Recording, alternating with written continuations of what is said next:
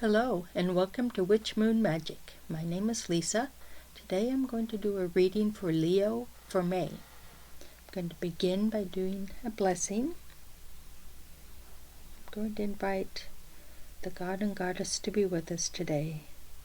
Bless us with your presence, with your guidance and love. Blessed be.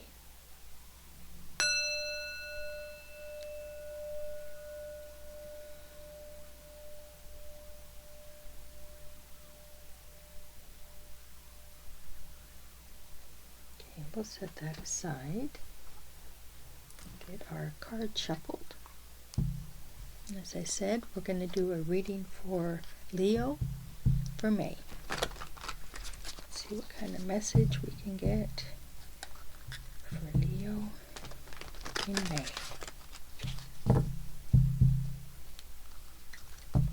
Leo in May.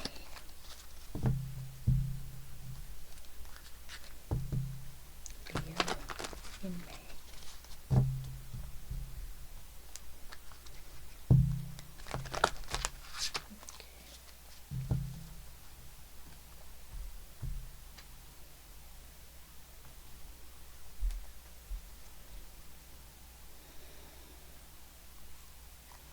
I'm going to lay the cards out in a Celtic cross and then we'll go through them together. You've got a cup, another cup, Major Arcana, Pentacle, Major Arcana, Sword, Major Arcana, a Wand, another Sword, and another Wand. Okay. Now you've got a couple Major Arcana in here, and I want to say right off the bat that those cards in particular are representative of different steps along our karmic journey in this life of ours. We come in with certain lessons we need to learn in order to move on in our consciousness, and those are indicators of what's the big steps that are happening, that are coming. And so you've got a few, so I would invite you to pay special attention to those and kind of feel how you react to it, and just listen to the explanation of the cards and how that can relate to the situation you're feeling on a personal level, on a instinctual level. So yeah, just pay attention to those when we get to them, and you may get some more clarity. So I want to begin with this first card. This represents the situation itself, the energy that's coming in right now that you're going to be dealing with, and it's the King of Cups. Now, cups are the water element. It's about deep feelings, emotional strength. It's about unconditional love, all of that deep, heartfelt energy. And the king is he's the master of that. He is the high in the hierarchy. He's the top. He's the king of the castle in the cups. And the thing with this one, he's on an island unto himself. He is immersed in all of this wonderful healing energy of water, yet he's somewhat aloof, somewhat out of touch with the people around him. So this can be kind of a difficult card in that it wants you to express those emotions, but it's a very defined energy. He's on this island, and so it's not really expansive. It's more about how to bring that knowledge and energy inward. That's what the king is doing. Is all of that energy is to bring inward and bring strength to him, which is a good thing. You need to be able to find that emotional strength on a personal level. But then you've got this Five of Cups, the cross card, or the challenge right now. And I want to say that the number 5 is a kind of chaotic, disruptive energy. 4s are really stable. 6s are pretty stable, but 5s are a little off balance. So in this depiction, she is on a beachside with spilled cups in front of her. She's just focusing on the spilled cups, not seeing that there are full cups behind her. It's all about grief. It's about loss. It's about not seeing that there's still hope represented in these other cups, but just that she's so emotionally tied to the loss here that she can't really see that there's more available to her. And I get a sense, because the king himself is kind of aloof. He is there alone. So it's like you want to hold that in, and you're not ready to express it to other people. These two figures are alone, so they're taking that grief and that deep feeling inward. So this is what you need to work through to be able to express that grief, express the longing, and work through it. And hopefully the other cards will kind of give you ideas how to do that. Now this card up above, the Emperor, Major Arcana. Now this position is all about the conscious mind. You're aware of this energy. This energy is so strong that it kind of flows down into the rest of the situation. The Emperor is all about manifesting his destiny. He has the power, the creativity, the energy, everything you need to manifest what he needs. He's an emperor. He is the leader of people. He's a generous leader. He doesn't just keep it for himself. It's all about connecting to other people, helping other people along the way. So, this card is showing me that there's a lot of strength in you right now. There's a lot of power and ability to create the life you want, but you're going through some kind of grieving period at the same time. Now down below we've got a pentacle, the Ace of Pentacles. This position is more of the unconscious mind, something you're not really aware of but is still taking place, that's still very energetic in the situation, but you can't really put your finger on it yet. A lot of times it's something that we come into this life with. It's a blessing or a lesson that we really need to focus on and learn. And this is, it's a pentacle. It's about manifesting in the physical world. It's about abundance and wealth and health, all of that. And the aces are gifts. All of the aces in the tarot are gifts from the universe. And I've read that the Ace of Pentacles is the most fortuitous in the deck because it gives you the power of manifestation, the power to manifest your desires. And you're given that. You've been given this from the beginning, from the time you came into this world. So you have this underlying ability to create what you want, to manifest what you want. It's all a matter of how to do that. And I want to go back to the Emperor up here. He is a planner. He knows how to plan and strategize to get what he wants. And this is what the Ace of Pentacles gives you. It gives you that ability to have the right tools to create what you want. Now this card, you're coming out of this energy. It's something you've been working on, and you're kind of on the tail end of it and coming into this new phase. Another major arcana, the Sun. This is a joyous card. It's like all the energy, all the positivity, all the creativeness in the universe is yours. It's the big yes card. It's like anything is possible. It's like this Ace of Pentacles. Anything is possible. You can do, and you have been doing, just what you need to do.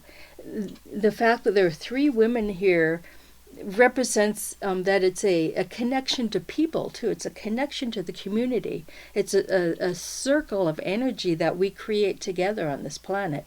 And you're coming out of this joyous, fulfilling energy into the Five of Swords. And again, you had the Five of Cups here. The Five of Swords is a disruptive kind of energy. Swords are about your intellect, your ideas, being able to communicate those ideas, and because it's a five, it's chaotic. You're not able to communicate effectively.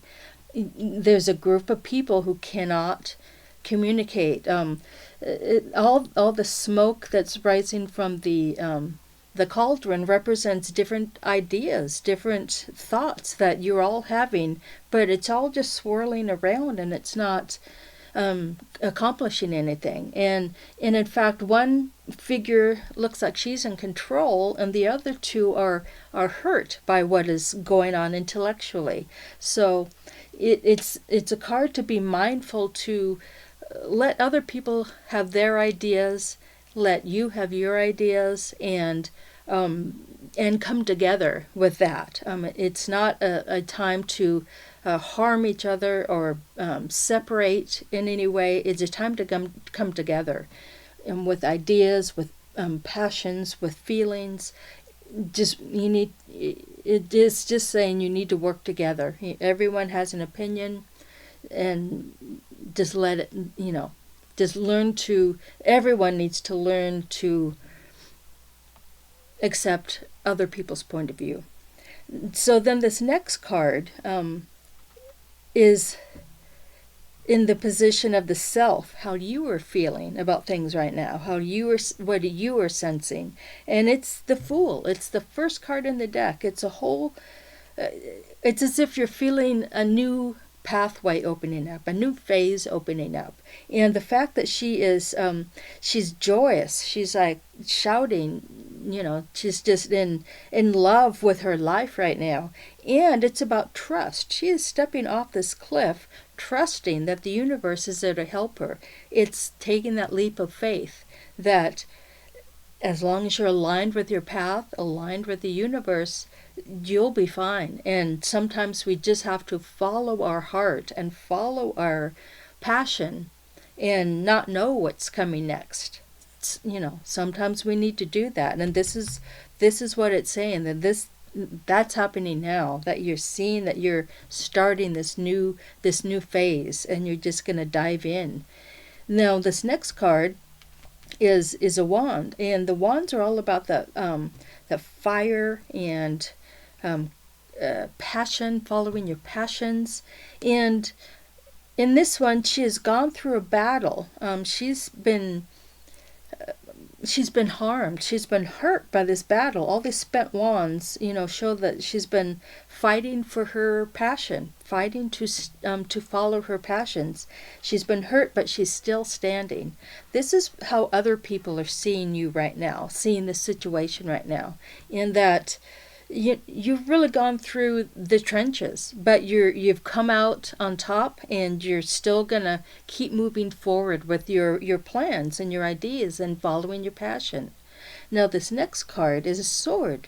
Again, the swords are about intellect and ideas, and in this position, it's kind of what you're a little fearful of this right now. And the thing with this card, it's a mysterious card. It's at night. She's hooded, so we can't see her face. She's clutching these swords. We don't know whether she's come to help or come to harm. It's saying that there's something going on that you're not aware of. You're not clear on the ideas behind this situation.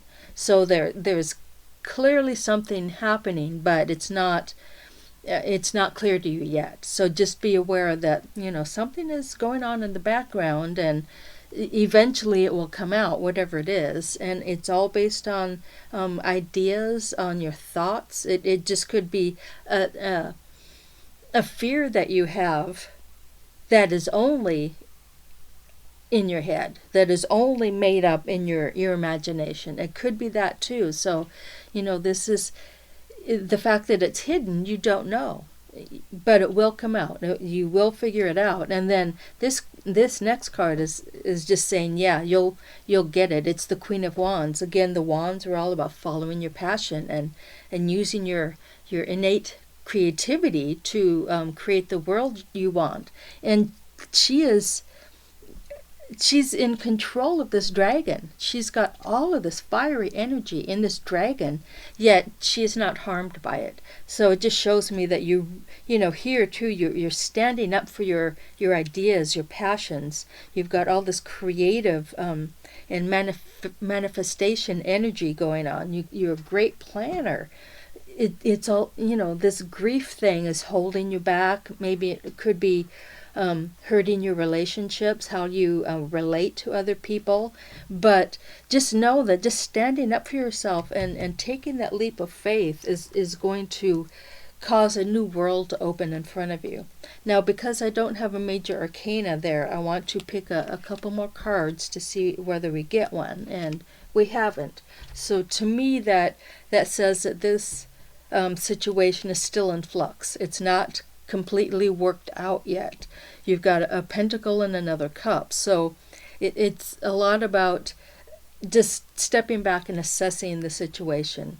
And this Knight of Cups really speaks to me about this grief. The Knights are all about this fast-moving energy. They're very direction-oriented, and it's a cup, so it's all this loving, healing energy that is coming your way.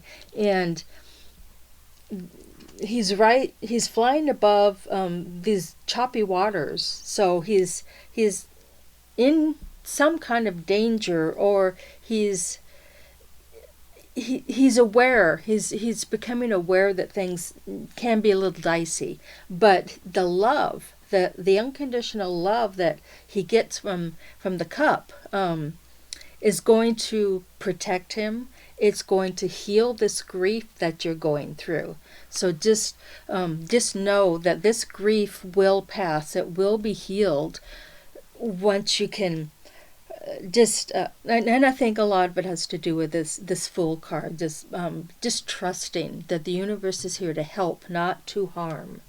Now I'm going to pick a couple more cards from the bottom and see if I get a major arcana, and I did.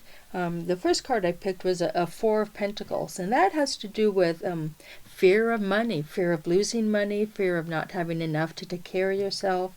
But again, there's a window here, so he can actually get out because there's a window. He's locked himself in this room. So it's a self-made fear, and that's a lot of, you know, this kind of energy. It's stuff that we do to ourselves that can harm us. But this one, this major arcana at the end, the Lover's card, that is all about relationships. It's the art and craft of relationships and how to relate effectively to people, how to be yourself, be authentic and true, but allow them to do the same. And that's how you meld those energies and create something bigger, is when you allow people to come together as complete people. Two complete people to come together to make something bigger.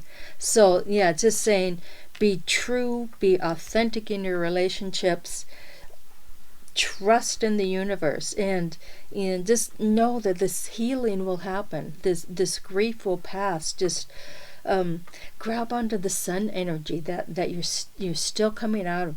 Grab onto that joy and know that there is hope. There are other cups here. There is hope. There is a way to get through this. And relating to people on an authentic level is a good step toward that. Now, I hope that resonates with some of you. If it does, please like and subscribe to my channel. I will see you next time. Blessed be.